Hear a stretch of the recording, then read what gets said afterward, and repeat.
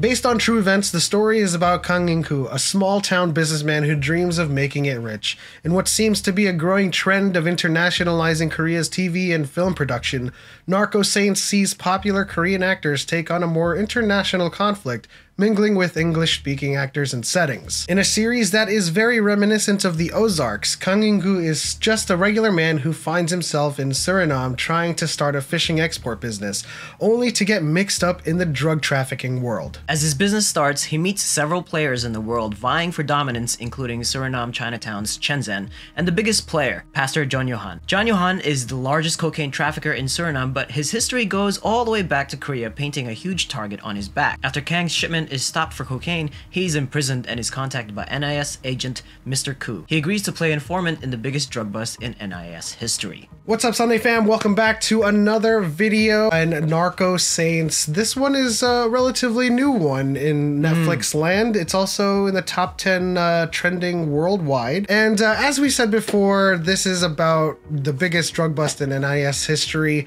And it's based on true events, and it could not have been more predictable. It was very predictable indeed. But what I really appreciated about it was that just how all of these intertwining plot points were like trying to connect each other, and then like what's going to happen next as Mr. Kang is just this regular civilian. Like, is he going to turn like into Jason Bourne all of a sudden, or is he just like a victim of his own like love for the money, so to speak, right? And like he just keeps getting himself entrenched and deeper into trouble. Yeah, and it seems like Mr. Kang's devil-may-care attitude, businessman mentality helps him in a lot of interesting ways. You know, his first encounter is with the military trying to extort him for some protection money. Yep. And he comes out of there like a businessman. He's like, hey, listen, I'm going to give you this. If it's a good day, if it's a bad day, I'll give you this. But at the end of it all, you come out a richer man. And like the military man agrees to it. And then he gets visited by Chen Zhen. And it seems like the key highlight to this series is Mr. Kang's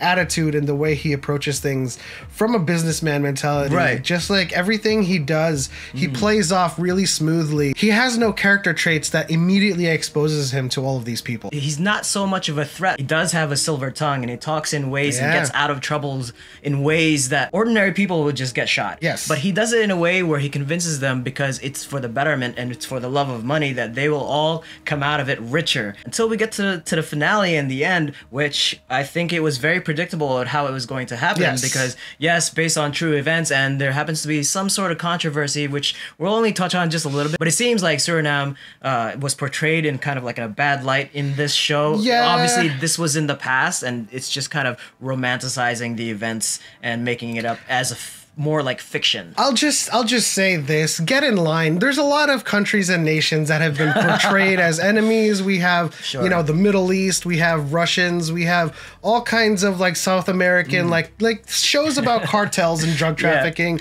It's all of these nations that are portrayed in a way where of course America is like, you know, the holier than thou nation. You're entering into Suriname airspace, and if you don't identify yourself, you'll be shot down. This is the US, and we're acting on US law.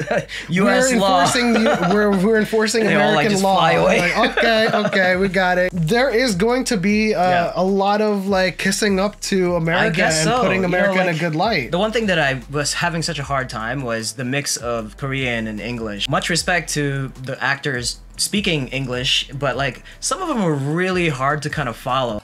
Hey, President! Where's the army? What about Coke? I've got it.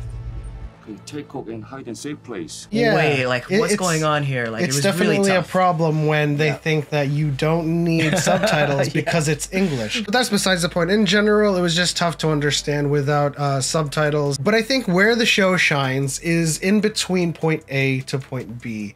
You know, it's predictable. It's a story about the drug bust, and the bust is going to happen. And so the twists and turns that happen in the show are very interesting. Mr. Kang, or Ha Jung-woo, does a spectacular job playing his character, and I you know, I want to see a season 2, even though really practically narratively there is no season 2. I I appreciated the insertion of his knowledge for judo there too, because it doesn't just make him an ordinary person.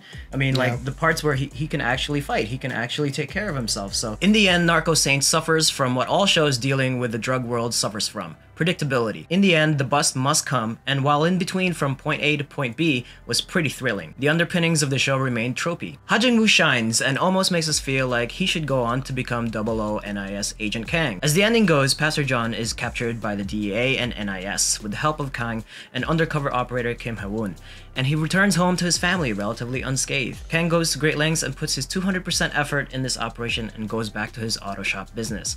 At the end, he possesses the only authentic item Pastor John owned, an autographed baseball, which we will assume will bring Kang and his family the much desired wealth they dreamed of. Let us know what you guys thought of this series. Leave all of your comments in the comment section below. That'll do it for this video on Narco Saints. If you enjoyed it, please leave a like and subscribe for more videos from us in Asian entertainment and K-pop reactions.